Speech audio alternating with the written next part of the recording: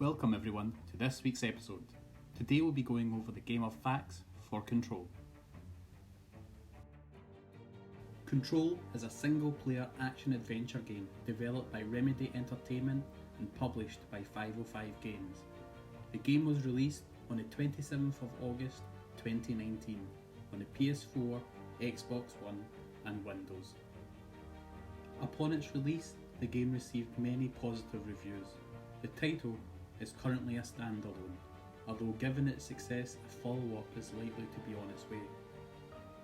The game has picked up several awards related to the game's art and design, and currently it has a Metacritic aggregate score of 84 out of 100. Control is Remedy Entertainment's first major release since their initial public offering game following their split from Microsoft. Instead of focusing on creating a large and complex story, Remedy wanted to put more emphasis on creating a game world and universe that is rich enough for players to craft their own stories.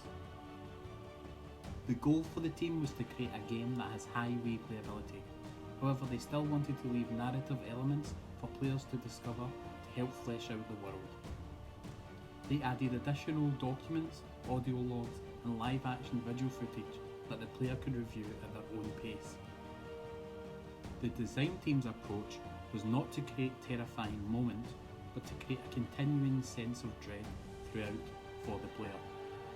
They also wanted a fluid environment where nearly any object in it could be used as part of the player character's telekinetic powers. This would allow for the game world to be both a weapon to be used by the player or a weapon against the player. To achieve this, Remedy replaced the Havok physics in their in-house engine with PhysX, and improved artificial intelligence to enable enemies to take advantage of these changes.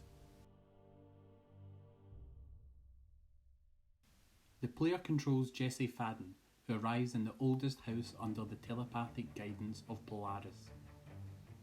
Finding the building seemingly devoid of people, Jesse discovers that the Federal Bureau of Control's director, Zachariah Trench, has seemingly committed suicide with his own sidearm. Jesse learns that it is an object of power known as the service weapon and is transported to the astral plane, where she completes a ritual and is selected as a new director by the board.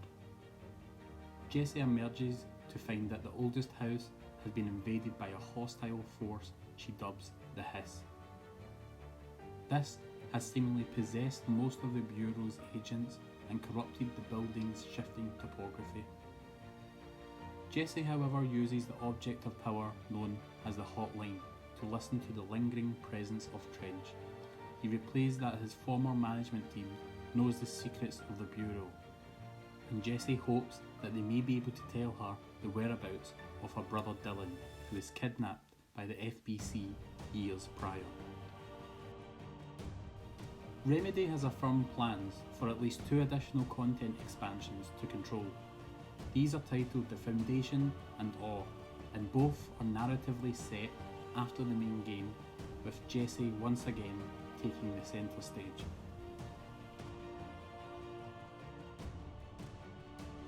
Control's cast consists of numerous actors who performed roles in previous Remedy Entertainment games. As such, the cast has been described as a collection of Remedy's all-stars. Courtney Hope is behind the voice of Jesse Faden. She is the playable character of Control. The game's main storyline revolves around her search for answers as she grows into the role of director.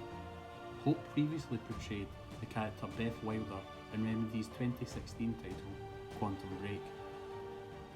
In the months leading up to the launch of the game, it was heavily featured in a significant campaign as one of the first games to use Nvidia's ray tracing features from the company's RTX graphics cards.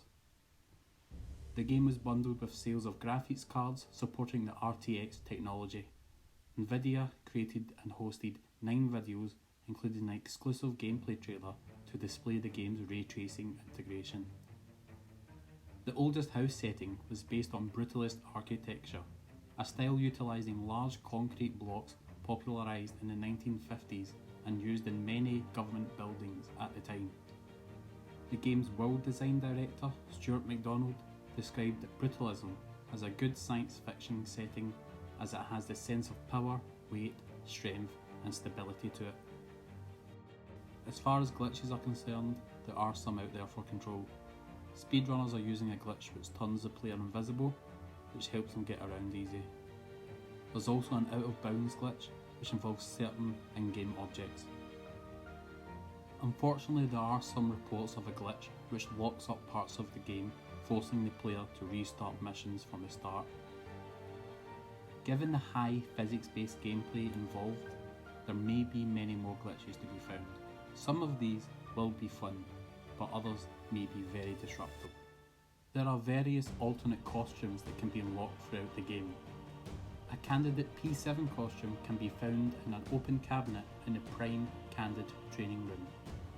An asynchronous costume can be unlocked after defeating an optional boss by completing the mirror quest on the Synchronicity Lab within the research centre. This can be located in the open cabinet. Other unlockable items include a gold suit, office assistant and a janitor's assistant costumes.